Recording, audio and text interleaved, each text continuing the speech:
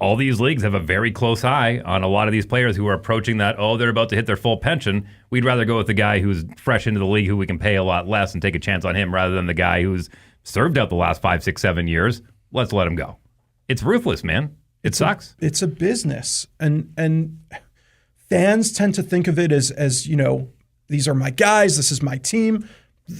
It's a business. And the people owning those teams are making money off of that. They're making money off of the product on the field or the ice, which is the players. They're making money off of the marketing and licensing, and they're trying to instill this sort of fan devotion for a purpose, right? It's not so that you love the team. It's that you pay ridiculous sums for the hats and the jerseys, and then we trade your favorite player, and now you got to buy a new jersey because that guy's not one of us anymore. Mm-hmm. The people playing don't look at it that way, right? It's their profession. They don't look at the teams as a team that you've grown up with. Just because you grew up in Winnipeg doesn't mean you'd only play for the Jets. You'll play for whoever the heck is going to pay you. Right. There isn't this sort of misplaced loyalty because it's a business. But they also need to understand the other side of the business, right? For every buyer, there's a seller. For every employee, there's an employer. And you cannot lose sight of that. And to some degree, you can't have winners or don't have losers. There's always winners and losers. Is that an accurate statement with that?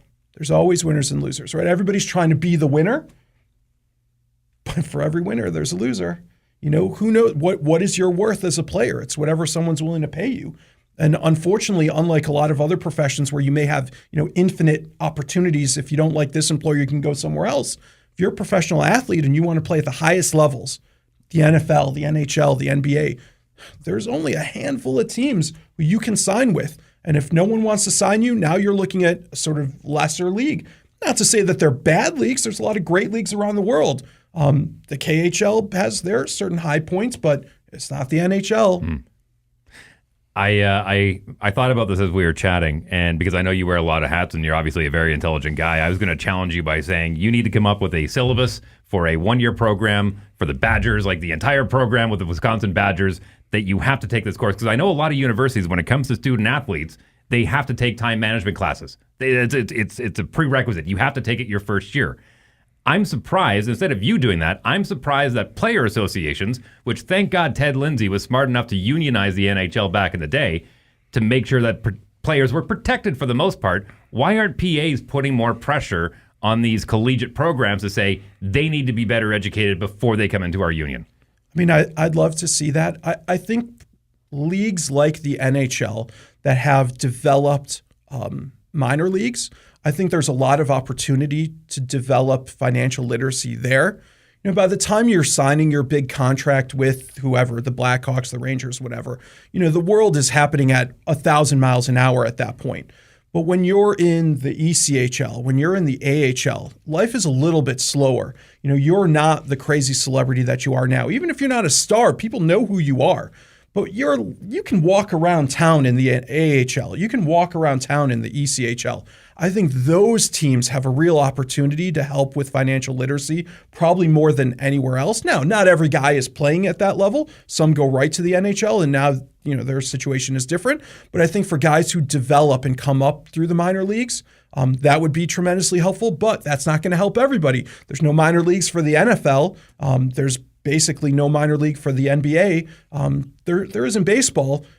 I think that's where the real opportunity is. But man, I'd love to see more developed financial literacy for athletes, even just practical things, right? Even if you don't become a professional athlete, things that will help you as an adult would be great. Well, it's the old adage of more money, more problems, because I've seen guys that have come out of, the American League and even the Canadian Football League who have come out of those leagues, retired, and been more successful financially than guys who are making $8.5 million coming out of the National League or Major League Baseball or any other league. So is it easier to manage a little bit of money than it is to manage bigger money? Is that the lesson? I mean, what was the Patrick Ewing quote? I make a lot of money, but I spend a lot of money. Mm-hmm. I mean, that's the problem, right? And it's really difficult. So great example of this. When you're buying a house as an athlete, right? Mortgage companies are happy to throw whatever money you need at them because when you fill out that paperwork and you've got, the salary disclosure and that number is really big, you can basically buy any kind of house you want. For me, my salary over the course of my career is generally going to go up year to year until I retire at age 65, 70, whatever. For an athlete, what you're making in year 30 of that mortgage is going to be nothing compared to what it was in year 1 of that mortgage. And so you can probably buy a lot more house than you can afford long term. And especially, again, if you get injured or there's some sort of issue and you don't have insurance for that, now all of a sudden you've got a real financial problem. Your sort of financial arc over the course of your career is not normal. And you've got to adjust your lifestyle to account for that. It's almost relatable to the entertainment industry when it comes to actors and artists who are fronted a lot of money. Musicians are fronted a lot of money when they first sign a record deal, but it's like, you better pay that back, and you owe me 5 records. It's almost echoing a lot of those things that we hear, the horror stories that we hear in the entertainment industry. 100%. I mean, the issues can be slightly different just by the structure of what they do, but the problems are all basically the same, right? It's celebrity, it's predatory. I mean, I look at a lot of the athletes who've got the really expensive suits on draft night. You know, where do those come from? Those generally were bought with loans. And, you know, generally it's secured by your first contract. Hope you sign that contract, aren't a holdout, and then get injured. Or God forbid, there have been cases where guys die before that contract has been signed. I know it's happened more than once. Now your family's left with some debt and problems. You know, that's obviously a horrible situation, but it happens.